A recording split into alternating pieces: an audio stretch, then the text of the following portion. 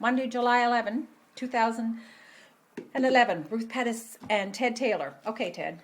Good morning, and this is a very interesting project for me. I was lucky enough to work for almost 13 and a half, 14 years in the Creamery.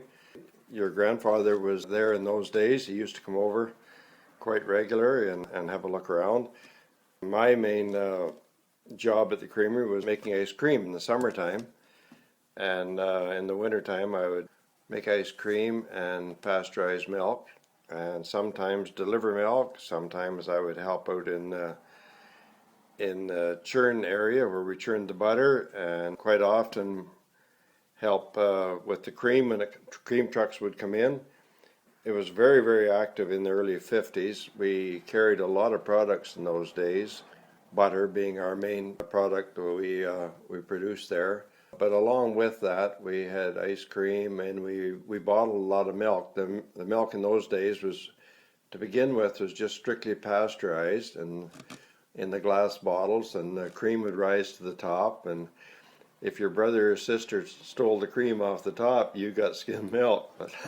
But later on, we went into homogenizing milk, and then, of course, the 2% milk. But all the time I was there, it was always bottled milk in 1-quart or 2-quart containers.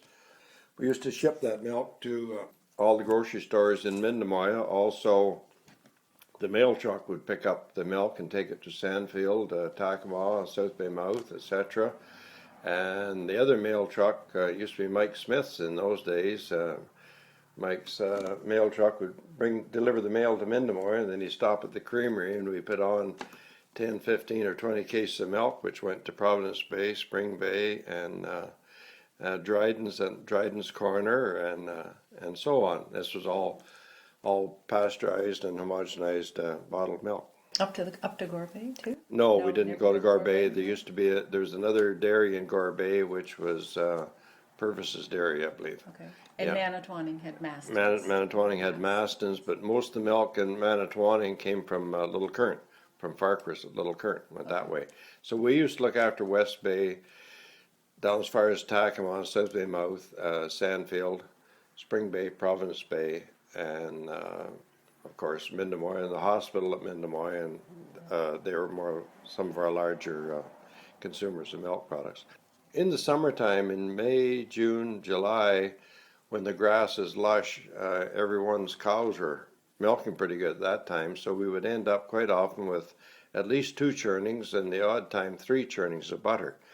Each churning would produce anywhere from 1,000 to 1,100 pounds of butter, and then we'd try to have that all wound up, all cleaned up for Saturday. We would have Sunday off, and then we would go back at it again Monday morning. The cream trucks would all leave early in the morning, and we'd be back in hopefully about 3 o'clock, so we could get the cream all weighed and graded, and samples taken and pasteurized, and then the vats would cool with cold water running there. We come in about 8 o'clock at night and shut the vat down. That'd be cooled right down to the temperature of the water, about 45 degrees or so, and that would go in the churn first thing in the morning and start the churn going.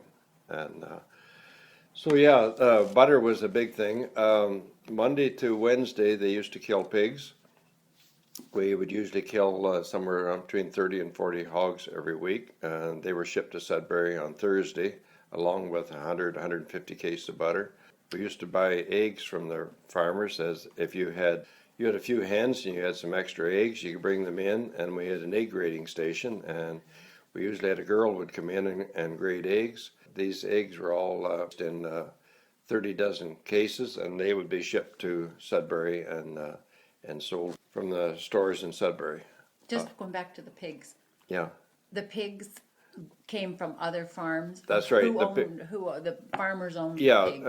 Yeah. Well, the Creamery was a great outlet for all these farmers that lived in this area of central Manitoulin. And everyone would usually milk anywhere from 2 to 10 or 15 cows, and so they could ship the cream to the cream truck. Would either pick it up or you could bring it in, deliver it in. So that was a cash flow for all these farmers in the area. If you wanted to grow some chickens, young roosters or capons, you could raise them You could buy your feed here at the local, at the feed store, Master Feeds in those days. Chickens, when they were ready to be killed, you can kill them, bring them in, we would grade them, and then we would ship them to Sudbury and sell them. In the fall, turkeys were a big thing.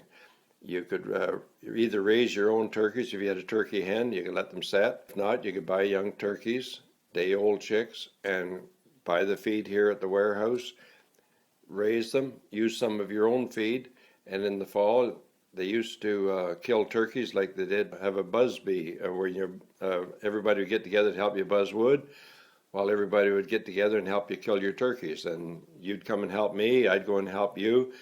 We would buy the turkeys here they're all brought into the warehouse here late in the fall. This would be October, November, late October, early November, right up to pretty close to Christmas time.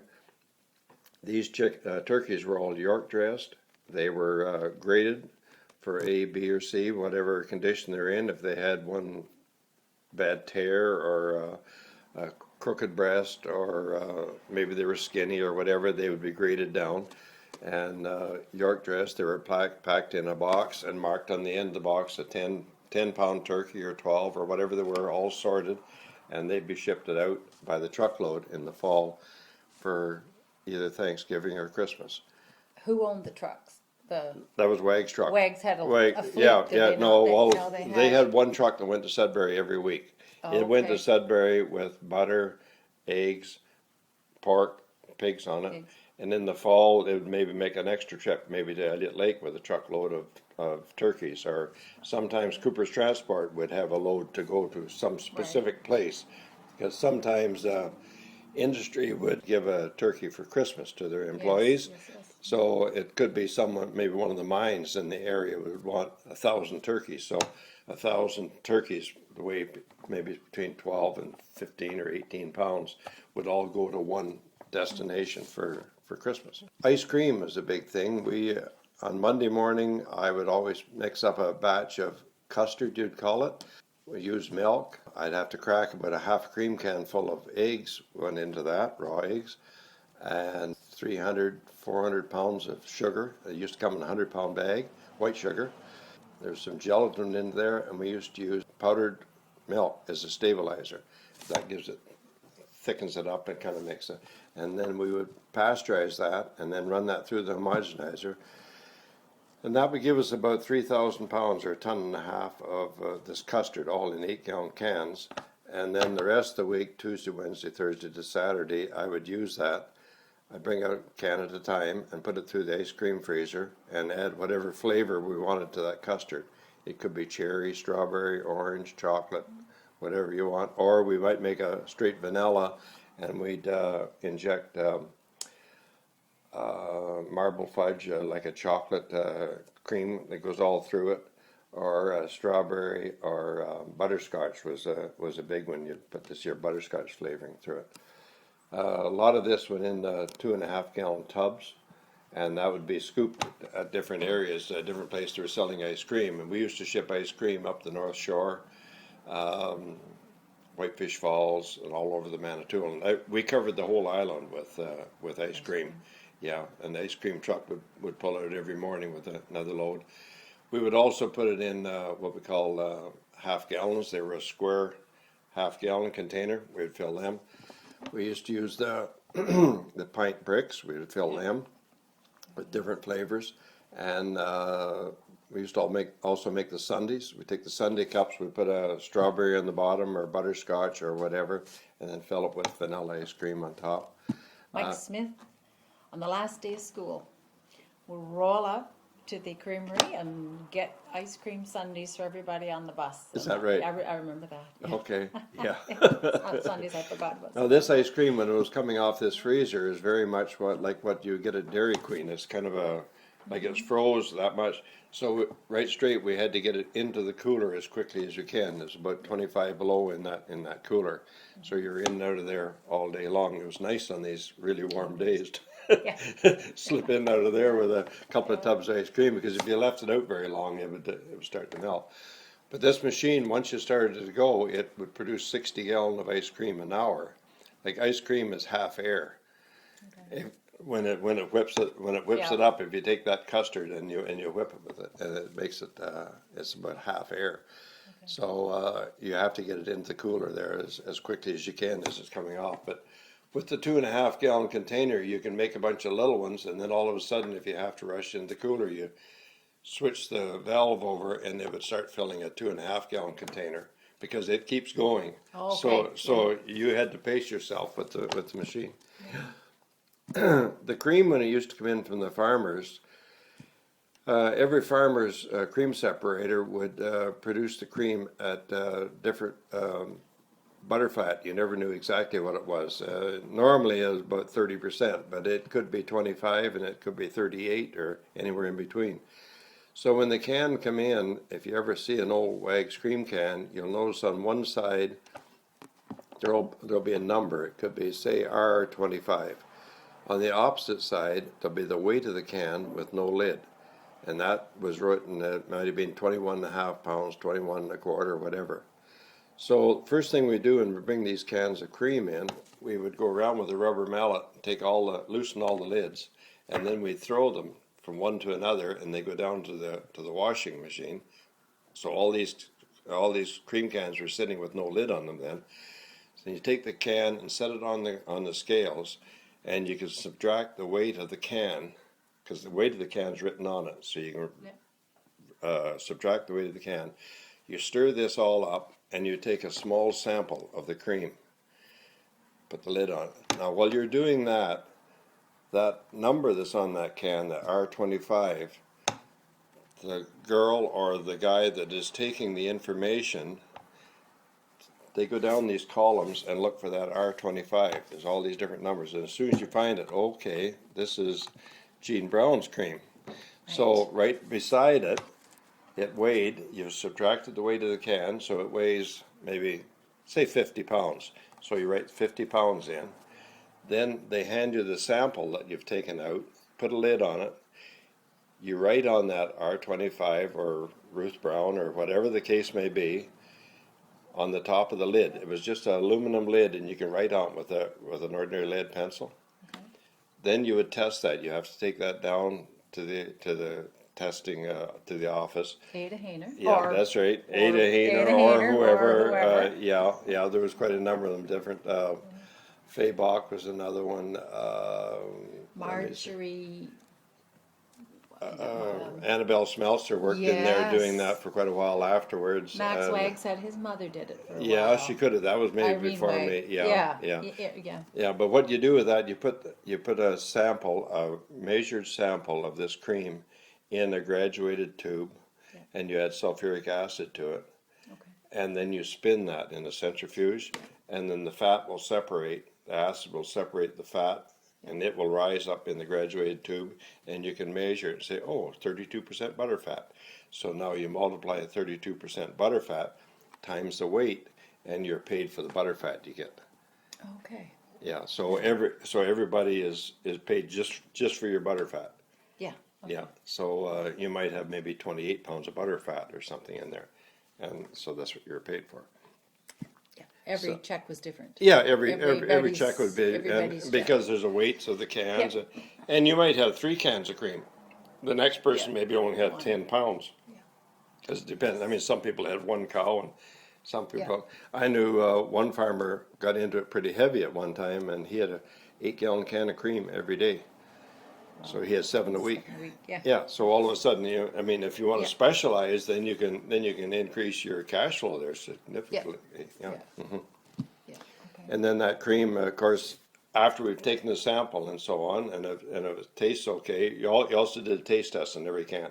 Oh. And the main thing we were concerned about there was if the cattle got into some feed that they shouldn't have, especially leeks in the spring. When the leeks come up, they give us a real onion taste, and you'd have to condemn that. We would put some food coloring in it, turn it red, and send it back because we couldn't take it at all. This is one person's taste test.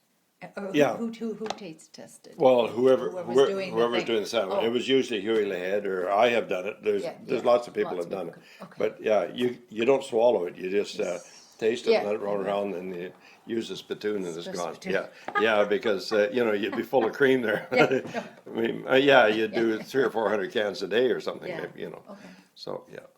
And then, of course, when that pasteurizer is full, then we turn the steam on the coil and heat it up to 170 degrees, hold it for 10 minutes, and then you cool it down. And then the next morning you can churn that. Into Butter. Yeah.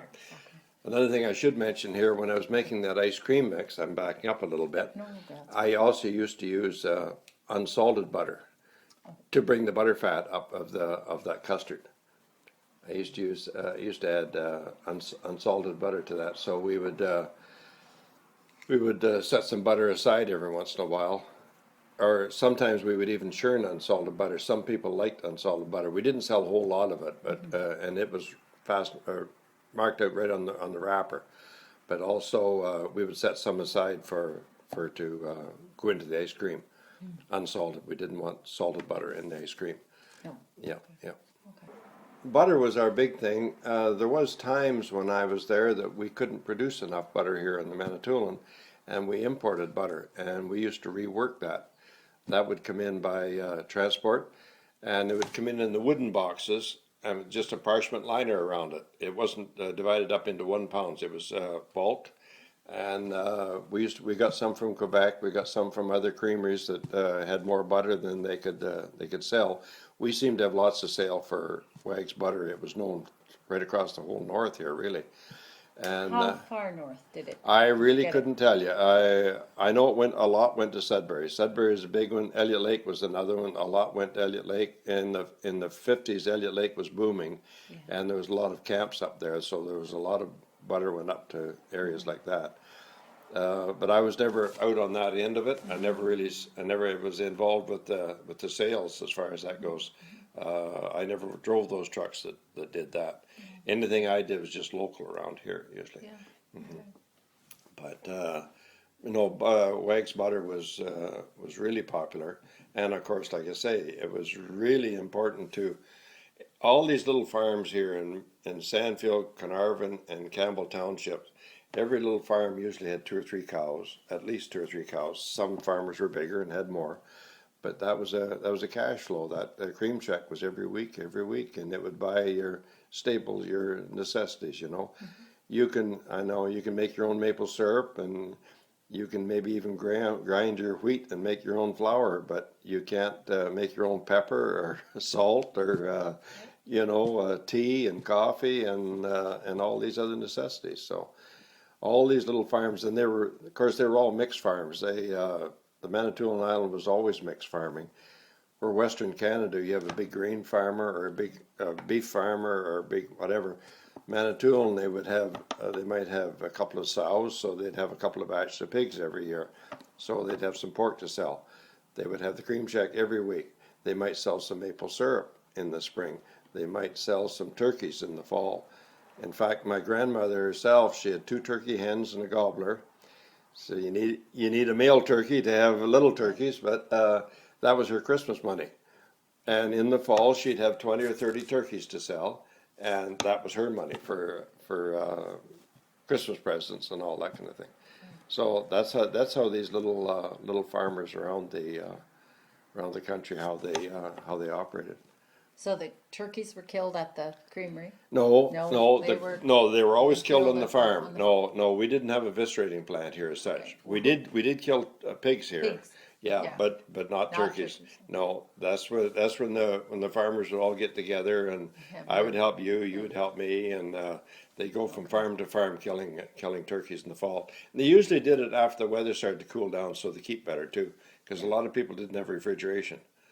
Yeah, and even they'd take over half of the warehouse up here. It would just be piled with boxes of turkeys in there when they come in by the truckload, and then they were graded and then sorted, and they went to different sizes. Because they were all different. You might have some 20-pound tom turkeys, if you know what I mean. That's the male turkeys, and you might have 50 of them. Are all between 10 and 15 pounds or something, which is the normal size. Yeah.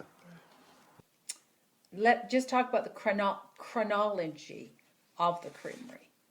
when it was built. Do you know that? No, I'm not No. familiar with, by the time I got there, see, What time you start? Yeah, where do you? I started in March 1953. I was only 16 at the time when I started there. I hadn't completed high school. And I was there until October 1966. When I was in the creamery, um, it was really a beehive activity. We were carrying all these lines that I've mentioned before there. And then about that time, the milk quotas started to come in, and there was quite a few changes in the dairy industry. There was more fluid milk. We started to ship more milk because there was milk going to Espanola and Elliott Lake at that time. Farquhar started to expand their operation, but they were strictly fluid milk. They weren't into these other lines that we were here. The milk here increased quite a little bit, but then anybody that was selling milk had to upgrade their barns and their operation, and this cost quite a bit of money really to build a milking parlor and hot and cold running water and everything to operate with this. So it kind of, if you wanted to specialize and go into fluid milk, then you could, and quite a few farmers did at that time. But that kind of broke up the mixed farming as there were before. I mean, if you specialized in milk, you didn't have time for a dozen chickens or 50 turkeys and a bunch of pigs. And of course, you couldn't have pigs in the same barn as you had these dairy cows and so on. More rules and regulations. That's right. I can remember this. Yeah, and hearing about this. yeah, yes. and that was coming in, and that started to change things. And it came to the point that I think one of the first things we dropped was the egg grading station. We stopped using that, and it kept on with the hogs for a while. But some of these things started to slip a little bit. Ice cream increased, if anything. It seemed to really take off. It seemed to have a mind of its own. Of course, I think tourism improved a lot in the Manitoulin, and I mean the amount of ice cream we were making in say May, and then all of a sudden you'd hit July and August, and it was just, you were just on the run every day, because there was that really took off. Our milk sales in July and August used to almost double every year, maybe even a little over double, because of the tourism. But some of the other lines started to back off a little bit, if you know what I mean. Yeah. And of course, some of these farmers were getting older, and the young people didn't really want to get into that. The bottles, that used to be quite a thing. You'd bring those bottles in from the snowbank outside, and we had two tanks, one with soapy water and one with a sterilizer in it, like a Javex material. And we had a brush with an electric motor on it, and you'd put these bottles over that and scour the inside of every bottle in the soapy water, and then you pass it over and rinse it, and then turn them upside down in the case and put them in a steam box, and that would sterilize the bottles. Then they were taken out and filled with pasteurized milk. When you were there, Huey Lahead was That's right. chief Yep. buttermaker. Yeah. He was by was trade a buttermaker. That's right. He was by trade a butter and cheese maker. Butter and cheese maker. Yeah, but we never ever made cheese. No. No, we never made cheese. Okay. We used to make buttermilk. You couldn't use the buttermilk off of the cream, because most of this cream that come in from the farmers was sour when it come in. Okay, and then we used to put a neutralizer in it to sweeten it. The fat was still okay, but you had to sweeten it with neutralizer, and so the buttermilk all went up to the Wagg's farm again. Now, I hadn't mentioned Wagg's farm here at all, I don't think, but as a good point, this maybe leads us into it.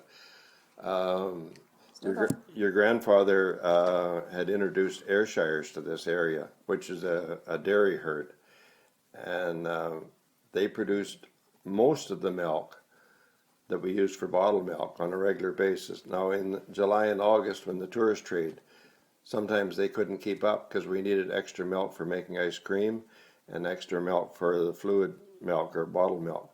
So we used to buy some extra milk at that time from Ross Love's, and I know my dad used to sell some milk there, and several different ones would have a can or two of milk.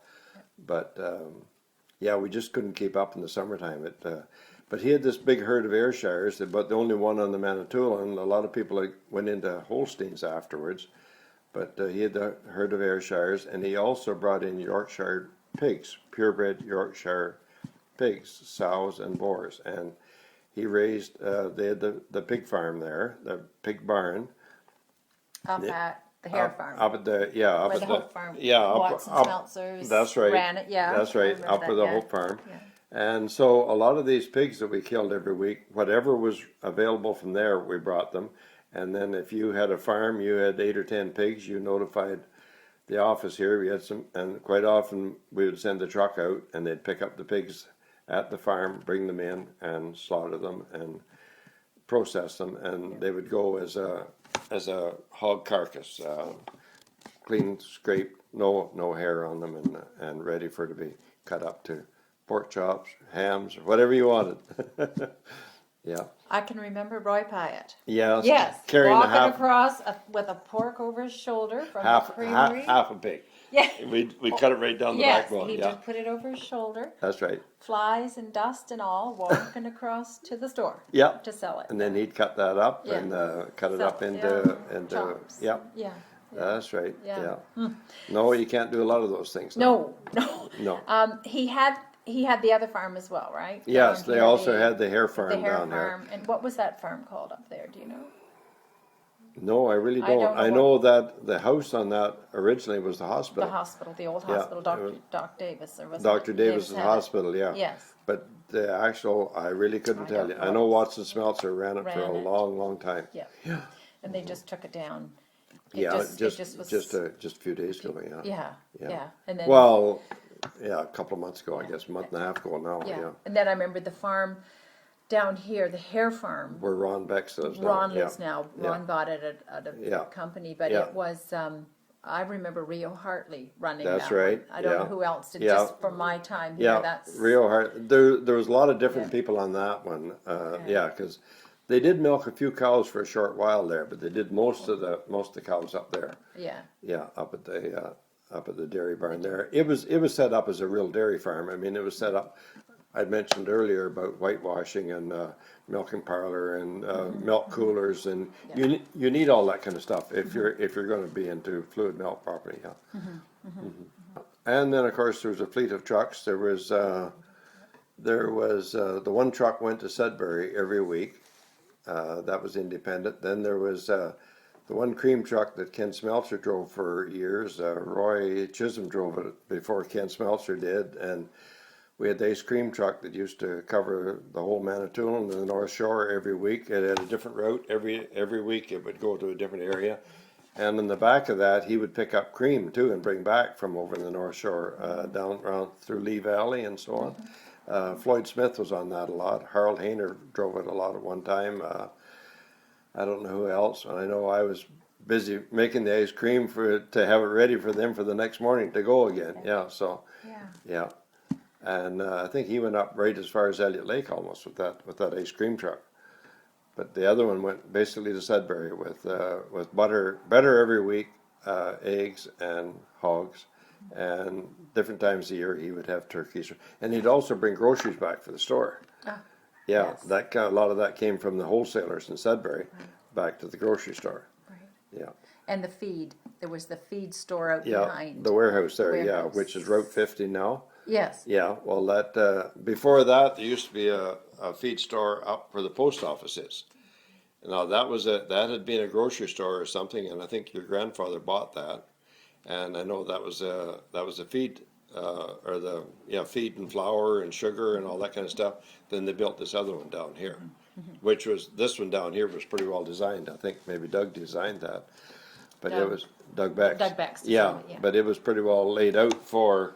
We had one area we used to keep flour, sugar, white sugar, brown sugar, because the white sugar and that all came in 100-pound bags in those days, and most of the feed all came in 100-pound bags. Yeah. But and you get chick starter or pig starter or whatever, and then lots of times the farmers would supplement with their own feed, once they got the pigs big enough, then they would supplement their own oats and barley and so on, and finish them. But then we had the outlet here for them, so then we'd buy it all back again. Yeah, I Yeah. remember Doug Hutchison. Yep. You would buy, I worked in the store, you Yeah. would go down, Doug Hutch would get you the feed, whatever you. Oh yeah, that's chick right. feed Yeah, Or whatever you yeah. were doing down. Whatever you want from the warehouse. From the Yeah. warehouse. Yeah. Yeah. Yes, or blocks of salt for the cows, Yeah, and that's right. yeah, we covered all those lines. Yeah. Yeah. Yeah, I mean it was all kind of integrated, but at the same time, it was a wonderful outlet for. Well, we used to pick up cream up in Mills and Silverwater, all up through there, Gordon Township, and all down through here. And we would go down about as far as Takima with our truck, and then Manitowoc, they had a creamery there too, and they would.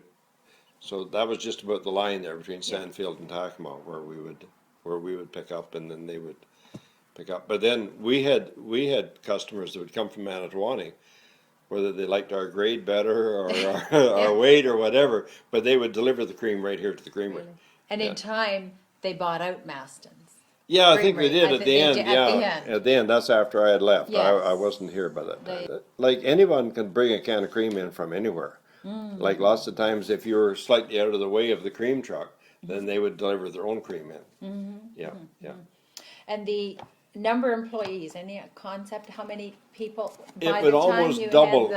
By the time you had the farms and the fleet of trucks and the warehouse and the store. And the other farm, yeah. Yeah, the other farm and the feed warehouse, how many employees would be? I would imagine the summertime we're about 35. It had to be. And I mean, I could. How I many could would there roughly- be in the creamery itself? In the creamery? Yeah. There was myself and somebody on the milk, and there would usually be 8 or maybe 2 girls. Especially when we were wrapping butter by hand. There was one girl who was wrapping butter. That was all done by hand. By hand. There'd be 2 of us doing that, yes. So there'd be myself, somebody on the milk, and Ada, and the other girl, Huey, Doug Carbier, Doug, Wally. what was Doug doing? He was on the churn, Churn. and Wally was running the butter printer at that time. Butter printer. Butter printer, yeah, yeah. Well, there was 2 of them, What and do you- what- I'll how explain. does- I'll okay, get yeah, to them get in to the just a butter minute. printer, Get them okay. up to. Yeah. Then I had somebody on the cream cans and washing milk bottles. Yeah. And then if you went out the back, we had Dick Coe and 2 helpers there, killing and processing pigs. So now you're up to about 13, just there. Just in the Now, yeah. some of them that were working with Dick on the pigs, they would work Monday, Tuesday, and Wednesday. Then they wouldn't be there Thursday and Friday. They were running their own farm or whatever. Right. We had like Ross Skippon and Golden Shepherd and people like that they would come and work 2 or 3 days a week. And then Dick he was full time. Those pigs were all loaded Thursday morning to go to Sudbury, and then Dick would come in on his regular day and he would clean up the whole area. Clean it, wash it all down, scrub it down, take all the bills, make sure they all got the office, so everybody got paid for their pigs and how much they weighed and all that kind of thing. And then he would clean it all up and it'd be all spick and span, ready for Monday morning. Away you go again. Yeah. So yeah, there had to be about 13 there, especially in the summertime. Yeah. And then the winter time. And the egg grading person. Was Yeah, she that was usually a student. I think. student, okay. I think Gail used to Gail- do it. Gail Becks did, yeah, And Liz, I think Liz Hodgins did it as yeah. well. Oh, there was quite a number of Yeah, different different girls people at coming, different times. Eleanor Cattle. I think she used to do it at one time. A lot of these girls would come in after high school. They'd come in, like Creamery usually closed at 5 o'clock, but they would come in about 4 or something. They grade eggs for an hour and a half. Oh, okay. So it's just a little part-time job for Yeah, somebody to do somebody, that. Yeah. Yeah. Yeah. I think I can still roll 2 eggs around, and you have to bring the big end up so you can tell there's an air sac on the top, and that has to be if it gets any bigger, Huey used to say, any bigger than an old nickel, well then it becomes a B, and that would be set aside, and that would go into the ice cream. Oh, okay. Yeah, yeah. But if they're A, about the size of a dime or so on, then you know how fresh they are, because as they get older and older, that gets bigger and bigger. Okay. Yeah. Or if it's cracked, they go to one side, and that would also go into the ice cream, making Yeah. ice cream. So, yeah, nothing was wasted. Then over at the store, you had Roy Pyatt as a butcher, Yep, Doug Hutch, Hutch yeah, selling, and Jean. Jean Irving, and Gloria, Corbier, and there was somebody in the back. Edna Lewis. Edna Lewis doing at the dry back, goods. and the dry goods, Dry yeah. goods. Yeah. I'm sure we're missing somebody, but But that was the Velma Hayner was in Yeah. In the office there. office. Mostly post office. Post office, yeah. She had there was a crossover. Yeah, that's right. There was yeah. a crossover because Yeah. Velma would do post office and a little Yeah. bit of cream check. Yeah, that's right. As well. And your mother would come in and do a whole lot of the cream yeah. checks and that kind of stuff. It crossed over. Yeah. Blanche Bowie was in there for a while in the Yeah, office. that's right. Yeah. These are just people I remember. So yeah. you're up to. You must have another. How many have we got in the store there now? We got 6 or 7. Yes. We should be writing this down. Yeah. Well, I've got it recorded. Oh yeah. Okay. we have 13 in the Creamery. 13 And then we had Roy Pyatt, Jean Irving, Doug Hutch, Velma Hayner, Edna Lewis, Gloria. and then you'd say Mom and Dad and Doug. Yeah, they were all there. They were there. And Well, Maddie used to work sometimes too in the dry goods, didn't yeah, she? I guess With so. Edna, Before I think. before it was she had a lot of kids. Yeah, that's right. Yeah, after the kids Yeah, got a so little bit. there's sort of 10. Okay, 10 and there. then you can go up there, Watson Smeltzer, and, Doug Smeltzer, and Keith yeah. up there, and usually another one. I think when Doug was there, they didn't have there was another one looking after hogs all the time. Elmer Woods looked after the pigs and that. So there was at least 4 up there. Then there was another one down here at the hare farm. Yes. Okay, now truck drivers. Yes. You had Floyd and Ken. There was somebody else always went to Sudbury too. There was 2 always went to Sudbury. Ray Wagg drove that truck to Sudbury for a long time when I was there. Ray, did he? Yeah. And he used to help some. He must have worked kind of like different days because I know he run a sawmill too part time. He had the sawmill behind. Okay. But he used to take that truck to Sudbury. And I know Doug Kennard went with him different times. Okay. Because see, some of those hogs you could hardly handle them yourself. They're awkward to hang on to, and if they weighed 150 pounds or something, you had quite a. Yeah, so you almost needed 2 men to carry that from the truck into a store someplace, you know. Yeah. Yeah. So we're up to 30 here now. Yeah, and see that was typical in the 50s. Yeah. That was 50. I mean, now there was a lot of product. There was a lot of butter. There was a lot of hogs. There was a lot of chickens. And if somebody brought in 100 chickens, we would likely ship them to Sudbury too, because some grocery store would take the whole 100, you know, or. You killed them now, haven't No, we didn't. You said you shipped them live. No. You shipped them. They were killed on the farm. Yeah. And they'd bring them in, and we would grade them. Oh, And then we disperse. If we didn't have sale for them, we would pack them in boxes. Yeah. And put them in the freezer and freeze them, and then we'd sell them at a later date. Yeah. Okay. But see, if we had chickens there, Roy Pyatt might come over and take 10 of them over to the store, and they might be gone. And you put them on the display case there, and they'd be gone in no time. Yeah. Okay. Yeah. So I guess, and then of course you and Frank and Ron all worked there later on. All the grandchildren had a job in the summer. Yeah. At doing something. Yeah, that's right. I've talked to them all, and they all did something. Yeah, that's somewhere right. in the business. Yeah. But you did your little thing, but no concept of the bigger picture. No, well, not look really. at the the inner whole, workings that's of it right. all. I know Dad would get calls all weekend, and he'd deliver ice cream all over the place. On a Sunday, he didn't care, because if you didn't make your money in the summer, you that's didn't exactly right. make your money. That's right. Right? But you children were all younger. Yes. Gail was grading eggs, but you were all younger than Yes. Gail. Oh yes. She was 10 when I was born. Yeah. Okay. 10 So years older. so she was that much older. Yeah. And you guys were just more or less playing around when I was there in the 50s and 60s. Yes. Yeah. Yes, because that's when we were born, late 40s. Yeah, and early 50s. Yeah. Yeah. Now, I do know that the first creamery burned in 1931. I think we Okay. decided there was somebody, I think I have that right, somebody flying an airplane. I heard that, yeah. It is somewhere up by Anglin's Yeah, Field. yeah, I don't know who's yeah. flying an airplane. I've heard something about that. And they all were so enthralled, they all fled their posts and ran up to see the airplane, and something caught fire or something, and the creamery burned. See, they were burning wood in those days. They burnt wood for quite a while.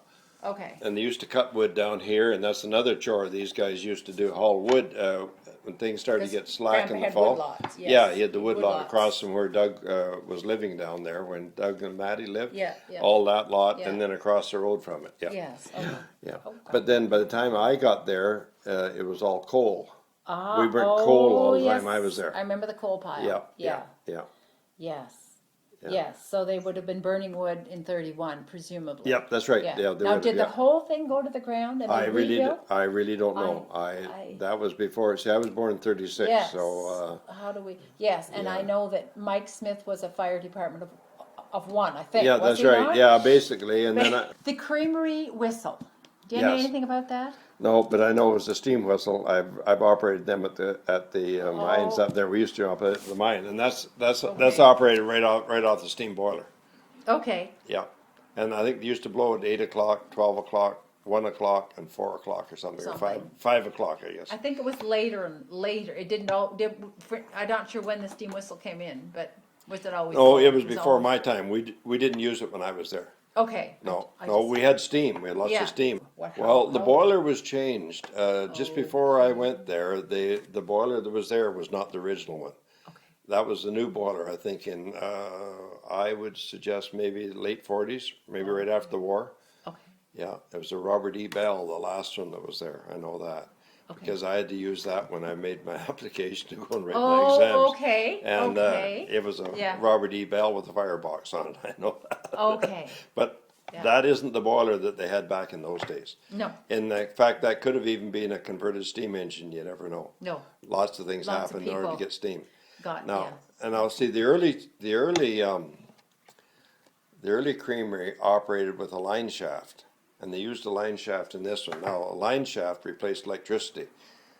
We didn't have electricity here until about the early 30s. Okay. So with a steam engine, you can run a pulley off it, and you run the line shaft, and then you have a belt comes down to turn the coils on the pasteurizers or to run the churn. Wow. That's the only way you can run because you don't have no electricity, and gasoline engines weren't that popular then neither. So you could burn your boiler would make steam, and you could run the steam engine. And the line shaft was still there. When I went to the creamery, the first churn we had, a wooden churn, it was run off this line shaft. But they had converted and taken the steam engine off it, and they put a big electric motor, because they had electric at that time. And so they run the line shaft then with electric motor. Yeah, Everybody all knew. of us. Everybody all knew. Of us, I- all of, everybody yeah, knew how that's to right. repair and Well, keep- I did a lot of pipe keep fitting up. myself. Pipe- Every once in a while, okay. you'd have a leak someplace, and you'd isolate it and take them all apart and go up to Bonds and get some pieces and Fix it and yourself. fix it. Yeah, yeah. Yeah, yeah. I mean, if you had a spare time, then hey, there's a leak over there, go and fix it. So that's what we did, Yeah. and it worked. Yeah, Yeah, I mean, it and, did, yeah. Yeah, and I think that's the way these farmers, all these here, these farmers, they had to fix their own stuff on the farm. I mean, the odd thing, if you really couldn't, then you went to Wyman's blacksmith shop up here, and Yeah. and he would hammer it back together or cold weld it or something. Yeah, Yeah. get you going again. The trucks, were the trucks new? Where would the They trucks? bought them new, and some from years. Where would you buy a truck Well, new I in the- think your grandfather had an international agency. Oh. Indirectly, right directly from international. And if you remember, 90% of the trucks at one time were all internationals. The one they went and picked up pigs all over the country with, that was the international.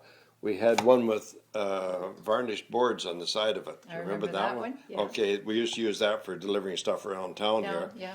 And that was an international.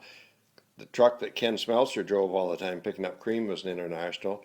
The ice cream truck, that big yellow one, Yep. international. The one that went to Sudbury was a big international.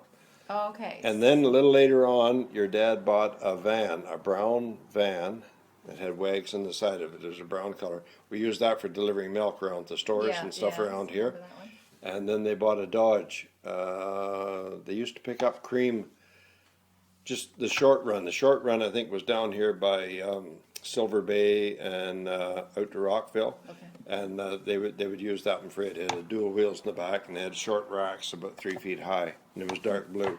Okay. But other than that, everything was international. Okay. And the bunch of trucks he had before that were all international, but they were all open. And finally, I don't know whether they were told to or they decided to, but they were closed-in trucks, so that all the dust on these gravel roads and that Yes. wasn't contaminating the cans. You know? Yes. Yeah. Yeah. Now, Huey told me one time that that your grandfather was buying chickens one summer. Someone had a lot of chickens, and the price was very poor. But a lot of these people wanted to sell their chickens, and your grandfather said, buy them. And they said, well, we can't sell them. He said, buy them and put them in the freezer. And they filled several barrels of these chickens. They were killed and picked and packed in barrels. And in the fall, something happened. The price of chickens spiked way up. And he sold them all, and he made enough on it to buy one new cream truck. No. Hey. Yeah. He just had that. Just He did that have that that, idea. didn't he? Yeah. He just kept buying these chickens and buying them, and the price was terrible. I guess you know. Yeah. Yeah. Oh. And then all of a sudden, Now, Ken Smelter. Yes. Where Huey had, did Huey retire? Yeah. He did. He was getting up there when I left. I would say Huey had to be 65 and maybe more than that when he finally retired. Okay. And I don't think his health was that good because he really didn't live a whole long time after that. I don't think. Okay. If And you're then- ever at the cemetery, it'll like you say on his tombstone when. I'm gonna do Yeah. that. Yeah. Okay. Yeah. And then Ken took who took over? Ken basically It took seemed- over. Yeah. Yeah. Yeah. Okay. Ken had been on the cream truck all the time, and then Ken went into the creamery on a full-time basis then. Yeah. Okay. Yeah, but I think maybe your dad took a bigger share of it at that time. Like Huey pretty well run the creamery. Yes. Dick Cole looked after the back, Right. I think I remember. and he reported to your dad. Yeah. Huey reported to your dad. Yeah. Myself and all the rest of us, we reported to Huey basically. Yeah. Now the cream truck drivers, like at that time, Ken Smeltzer and Floyd, as far as I'm concerned, they all reported to your dad. Yeah. Because like that was on the sales side of it. That was, they were delivering and whatever they had to do there, pick up or Yeah. yeah. And Dad moved his office by the end, at the time of his death. Okay. His office had moved to the creamery. Oh, did it? Well, Oh, I didn't yeah. know that. Yeah. Yeah, He had okay. yes. He had his office at the creamery, which was it because it used to be when I was a kid. It was always at the store. Yeah, that's right. Yeah, yeah. Had they Well, sold the imagine- store? Maybe they'd sold That's the what store, I'm and saying. maybe that's why And he I went know- over there. Yeah. I know they put something upstairs too in the creamery. Well, that's where his office was. up Yeah, there. okay, yeah. Maybe that's Yeah. what they did. I met up with him shortly before he died. We had gone to Bunker C oil. It's like asphalt, and we were Yeah. burning 10,000 gallons of that a day at the mine to keep the mine operating and so on. Mm-hmm. And when we switched over to that other form of heating, we had about 3 transport loads of coal left over. So I contacted your dad if he wanted, and he flew up to Lake Airport with the plane. Yeah. And I picked him up there and took him out to the mine and showed him all this here. And they were just basically wanting to get rid of it, clean up the yard, because it was like it's what's left over, what's Yeah. left at Little Current there. Well, Yeah. we had that left in the mine yard. We had a pile here bigger than this building here, I guess, but it was just Yeah. get rid of it. So, and then they had to get somebody to move it, but the trucking outfit that had hauled it for us down at the Sioux, they brought it right down here for them. So that's about the last time I seen your dad. But Yeah. I picked him up at the airport and took him up to the mine there and showed him what we had. Yeah. And I think they had a winter supply of coal there, pretty reasonably priced. So Yeah. yeah. When I first went to the creamery in 1953, my first chore was to learn how to operate the the equipment of making ice cream and making the custard and the different flavors and so on. But in my spare time, because I went in there in March, I used to help with wrapping butter. And what we had at that time, that was 1953, we had a wooden churn operated from the line shaft. And then that butter, after it was all processed and the salt added to it and had been washed and so on, it all had to be taken out of the churn with a wooden shovel. And we had to pile it on, we had wagons very similar to what you had in the, on a railroad dock, you know, that they move baggage and that with. Well, we had 3 layers, and you take these big shovelfuls of butter and pile it on parchment paper. And then you chop it in pieces, about 10 pounds, and then you push that all into the cooler and chill that. Tomorrow morning we'd pull that out, and we had to feed it into a double auger, and it would squirt the butter out about 3 inches by 3 inches in a long tube. And then you had a rack you'd pull down, and there was 5 wires on it, would chop that into 4 pounds. You could adjust these if one of them wasn't quite right on the pound. And then you'd have a little short piece, you'd put it back through, and you'd grab these 4 pounds, put them on your table in front of you, usually 2 of us wrapping, and you flip the wrapper over, you get so you can use both hands at once, just zip, zip, zip, and put it in the box, grab another one. By that time there's another piece coming down, chop it again, and that was all done by hand, strictly by hand. Later, about 2 years later, we went to the stainless steel churn and an automatic butter wrapping machine. We would, with that one, when you churned it, that's when we won the butter quality for the year. What year was that? It's either 1954 or 1955. I believe it was 1955. Because we had to operate a year, and I thought we put that churn in 1954. This is the picture you have of you standing That's there right, with Huey and the that's right, thing, and you're there, and yeah. Jim Neville's is there, and Doug Corbier. Doug Corbier's there, and Wallace and Ada Hayner. And Ada Hayner. That's right. Yeah. And the award for butter quality. butter. Okay. For the province of Ontario. Wow. Yeah. Yeah, that was a big award. Yeah. But one advantage we had is the stainless steel churn. You can control mold, where you have wooden churn. It's almost impossible to control mold spores. Every time we did a churning, we sent 7 pounds to Guelph, and they would analyze it under a microscope for contaminants or anything. And once we went to stainless steel, our butter quality just shot right up, because you can control the old wood is one of the worst, if you know what I mean. Yeah. And at the same time, we went to the automatic butter wrapping machine, and we didn't even have to dig the butter out of the churn. You'd turn the churn a half a turn, and it would drop the butter onto these big trays. Wow. Pull them out, but then you hand fed this into the butter wrapping machine. Yeah. That's the only hand part of it. Then at the other end, you packed it in a box. That's all you had to do. Boxes. Talk about boxes, because they used to be wooden butter boxes, right? At one time, but a lot of the bulk butter that I told you that we used to buy from other places, that came in those wooden boxes. Okay. Cardboard, all the time I was there, like what we have upstairs, we have one of them on display there, and you'd have to make them up. And if you ever got a paper cut, you can sure get them on those. They're all so sharp on the edge, and you're continually making one up, and then you tape it. You had the tape machine there, and you had to be careful. You didn't go along the edge. It was just sharp as a knife. The edge of those cardboard. Yeah. We would get in bulk butter. I was telling you from Quebec, or we even had some from Australia. I think it was New Zealand. Wow. Was shipped in here by boat and so on. But anyway, we would dump that out, and we'd have to soften it. We'd put it in the churn, and then we'd make sure that the moisture content was where it was supposed to be, because quite often it'd be low by the time it got here. And we could go up to, I think it was 16% moisture. That's just water. And we would turn around, and then we'd take it back out of the churn and put it through the butter wrapping machine. And then we would repack the 1 pound in those wooden boxes, because we had hundreds of them. rather than Yeah. buy new cardboard ones. But other than that, most of this bulk butter, 56 pounds in those big boxes. And we would put 50 pounds all wrapped up and then ship it back out Yeah. to stores. Yeah. Ice cream parlors. Yes, There was one attached to the store, that's right.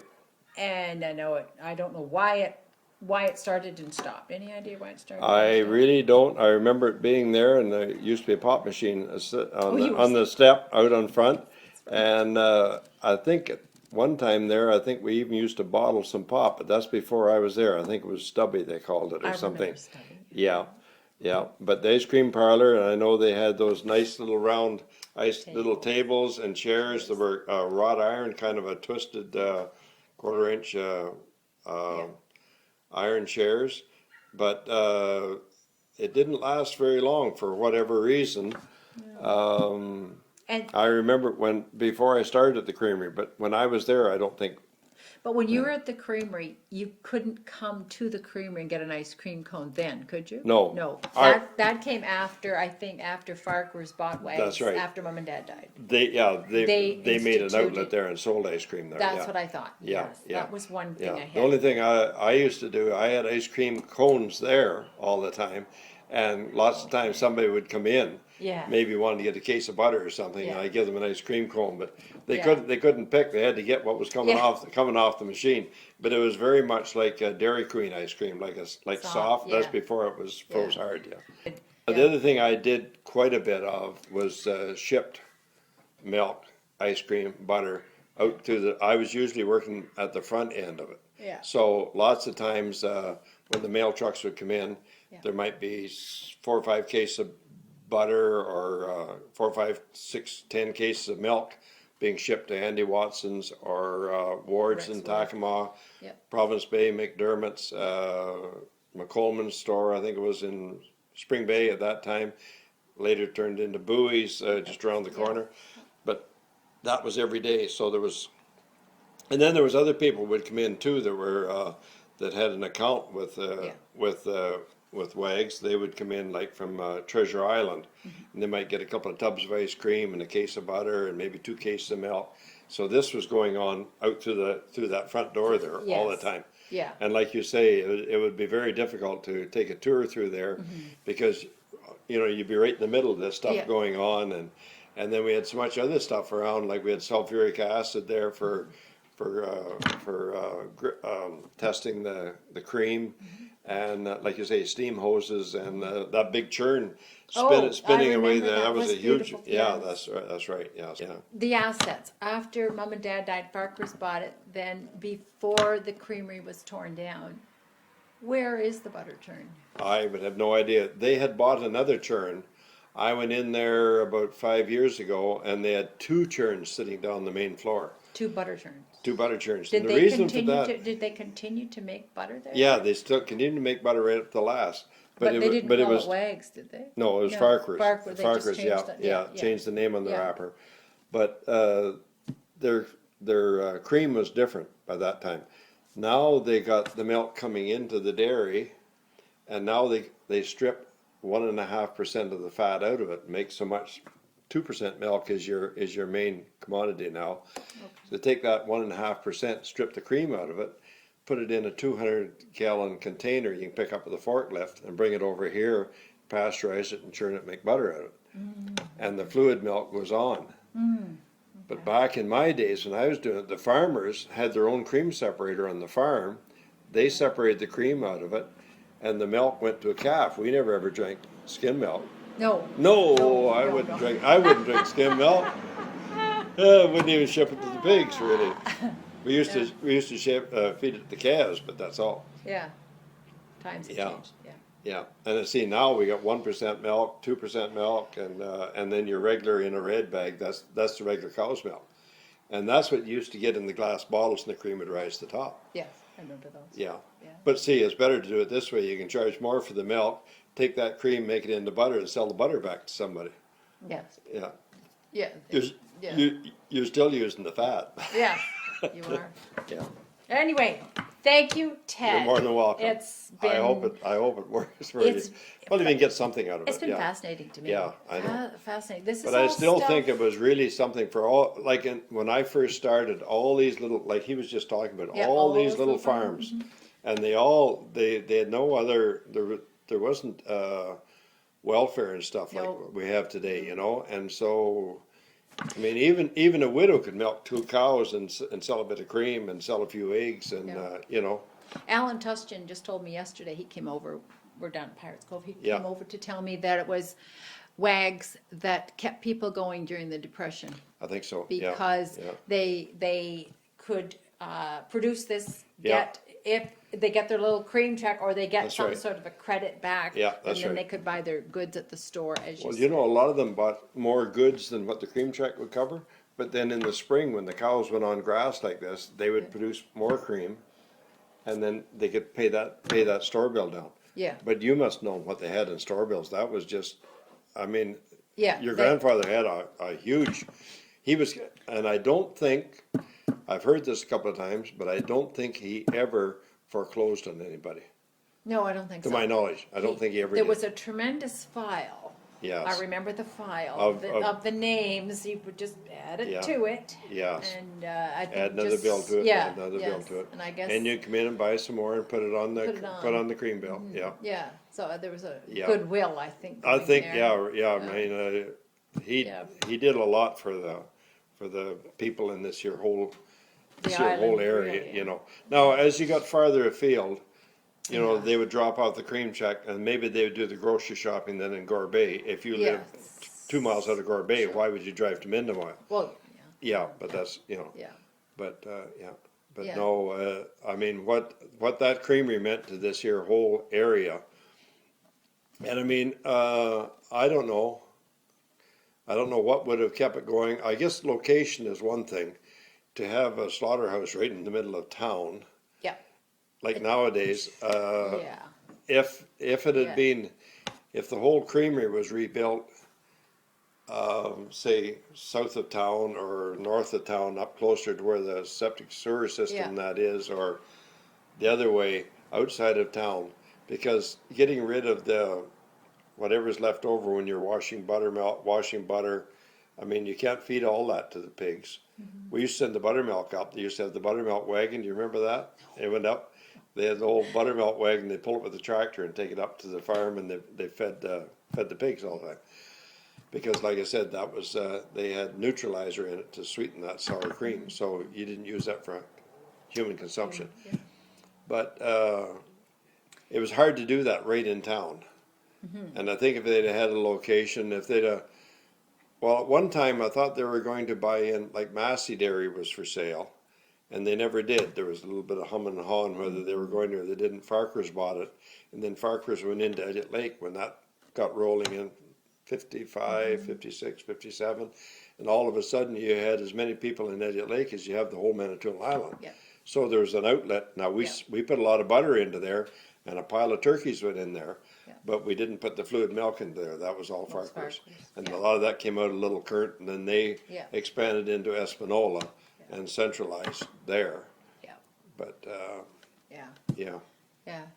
Well, Mindemoya really was Four Corners. yeah, that's right. Right. That's with right. The Yeah, creamery and the store and the That's- warehouse. and that's all there was, That was really, all there yeah. was, and Yeah. everything else. Yep. Yeah. yeah. Thank you, Ted. You're more than welcome.